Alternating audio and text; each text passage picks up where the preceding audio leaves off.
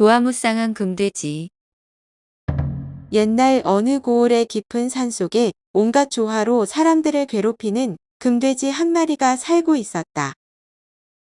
그 금돼지는 새로 부임하는 원님의 부인들을 납치해 가는 등 하늘 무서운 줄 모르고 날뛰는 것이었다. 특이한 금빛을 띠는 이 돼지는 사람들을 괴롭히는 심술뿐만 아니라 조화가 무쌍해서 사람으로 둔갑하고 천연덕스럽게 악한 짓을 하는 때가 많았다. 설날, 추석, 명절이라든지 사람들이 많이 모이는 장날이면 늘 빠지지 않고 나와서 다른 사람들과 같이 지냈다. 두루마기를 입고 갓을 쓰고 큰 부채를 손에 들고 있으니 누구도 그가 돼지인 줄을 알 턱이 없었다. 금돼지는 곧잘 사람들에게 말을 걸기도 했다. 아, 오늘따라 장판에 물건들이 많이 나왔네요. 뒤를 돌아보면 멀쩡한 보통 사람 차림이므로 의아해할 사람이 없었다. 날씨가 좋아서 그런지 장사꾼까지도 평일보다 많이 나와 있네요. 그런데 이 금돼지는 원님으로 내려오는 사람의 부임마다 납치를 해서는 자기의 첩으로 삼았기 때문에 이 고을에 부임해 오는 원님들은 먼저 겁부터 먹고 오는 형편이었다. 금돼지의 술책이 하도 뛰어나서 원님 부인들이 언제 또 어떤 방법으로 납치를 당해가는 것인지 사람의 지혜로서는 도저히 알 도리가 없는 것이었다. 결국 이 고을은 거의 폐군이 되다시피 되어 있었다. 내려가면 부인을 빼앗기니 누구도 한양에서 이 고을 군수로 내려가기를 지원하는 사람이 없었기 때문이었다. 그래서 임금까지도 몹시 낙심을 하였다. 내가 덕이 없어 이런 대변을 만나는 게지. 그렇다고 고을을 비워둘 수는 없는 형편이고. 이를 어떻게 하면 좋을꼬? 그러고 있을 때 키가 8척이나 되고 몸집이 집단만큼이나 큰 장수한 사람이 나타나서 임금님 앞에 꿇어 엎드렸다. 임금님께서 그 소임을 소인에게 맡겨 주옵소서. 임금은 반가워서 눈을 동그랗게 뜨며 말했다. 그대가 정말 철산 군수로 내려가 주겠단 말인가? 예, 소인에게 철산 군수를 제수해 주신다면 반드시 그 금돼지라는 괴물을 퇴치한 뒤 백성들이 편안하게 살 수 있도록 하겠습니다. 오, 그대가 참으로 내 근심을 덜어주는군. 이제야 모두 두 다리를 뻗고 잘 수 있게 되었어. 그럼 오늘부터라도 곧 내려가 불안 속에 있는 민심을 바로잡아 주길 바라오. 부인을 데리고 철산 고을로 내려간 장수는 부임 즉시로 부하관들을 한자리에 모아놓고 회의를 열었다. 나는 금돼지란 놈이 군수의 부인들을 동고 암산으로 납치해 갔단 말을 들었는데 납치되어 간 군수 부인이 모두 몇 사람인가? 네 사람이오시다. 모두 어떤 때에 붙들려 갔는가? 부임해 온 첫날 밤이었습니다. 붙들려 가기만 했다니 그렇게 모두 방비를 허술하게 했었단 말인가? 방비를 어떻게 허술하게 했겠습니까?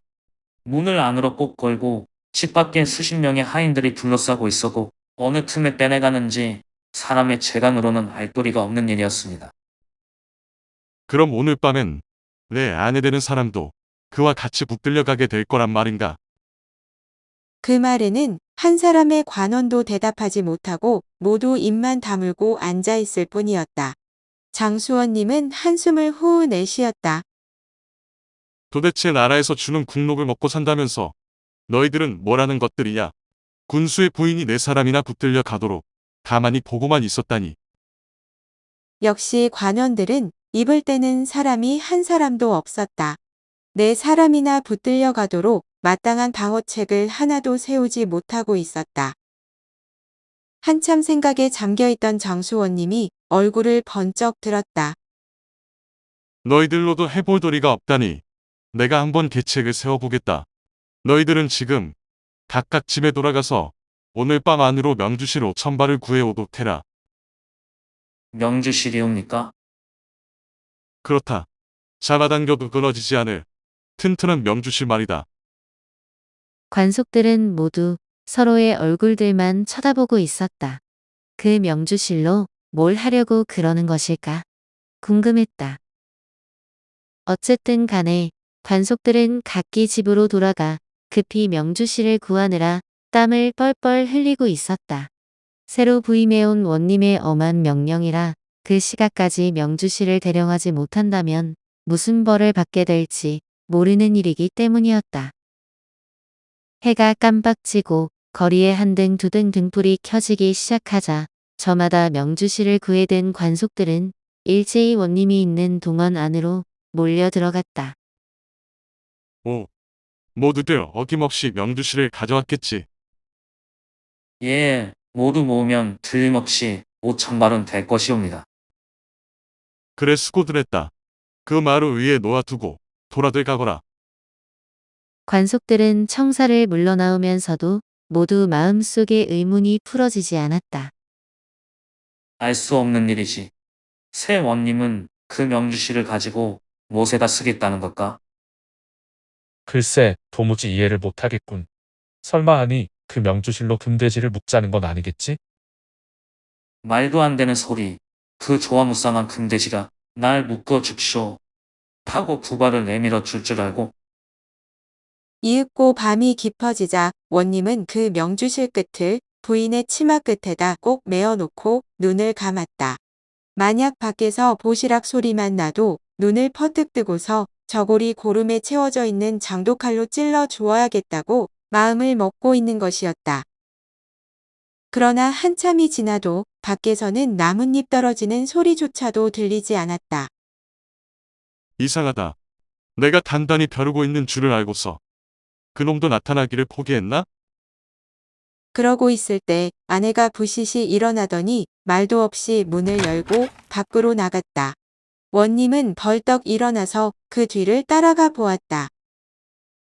부인이 나간 것은 금방인데 아무리 불러보아도 대답이 없었고 나아가서 있을 만한 곳을 모두 뒤져보아도 부인의 자취는 없었다.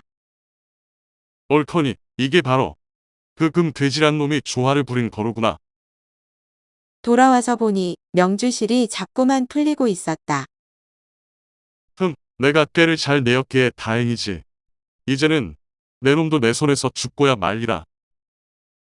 날이 새기를 기다려 원님은 그 명주실을 따라 집을 나섰다.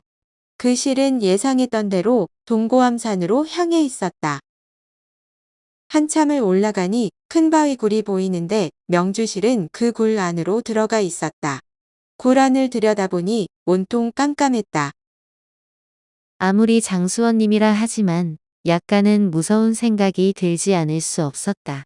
그러나 원님은 자기의 부인을 찾기 위해서는 그런 무서움쯤은 이겨낼 각오가 되어 있어야 했다. 가만가만 안을 더듬어 들어가니 한참 만에 환한 불빛이 비쳐나왔다. 거기에는 촛불 아래에서 여인 몇 사람이 앉아 모두 수심에 잠긴 채 고개를 떨어뜨리고 있었다. 필시 그 금돼지란 놈은 외출을 하고 없는 모양이었다. 옳구나. 전애들 모두 금돼지란 놈한테 붙들려와 있는 전인 군수들의 부인들이겠군. 여보나요. 그 여인들 속에 자기의 부인이 보였을 때 군수는 반가워서 소리쳤다. 아이고, 영감. 제발 저를 이 굴 안에서 빼나가 주세요. 저희들도 다 금돼지 놈에게 붙들려 들어온 여자들입니다. 꼭 좀 구원해 주세요.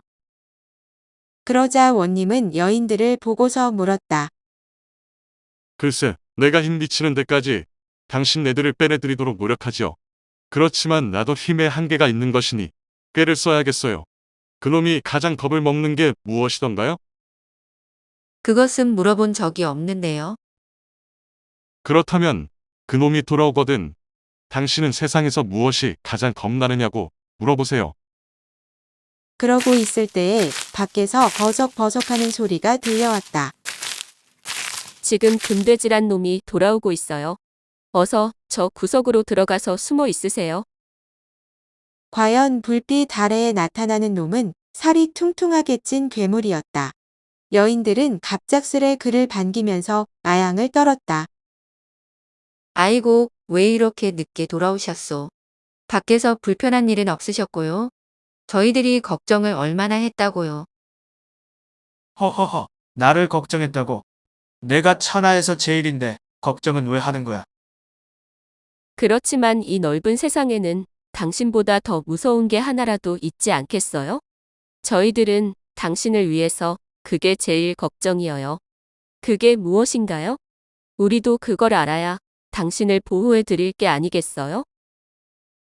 허허허, 이 세상에서 힘으로는 날 당할 놈이 한 놈도 없지만 딱 한 가지에만 나는 꼼짝을 못하지. 그게 뭔데요? 시시한 거야. 사슴 가죽인데 이상하게 그놈만 보면 오금을 못 쓰니 우스운 이야기지 뭐야.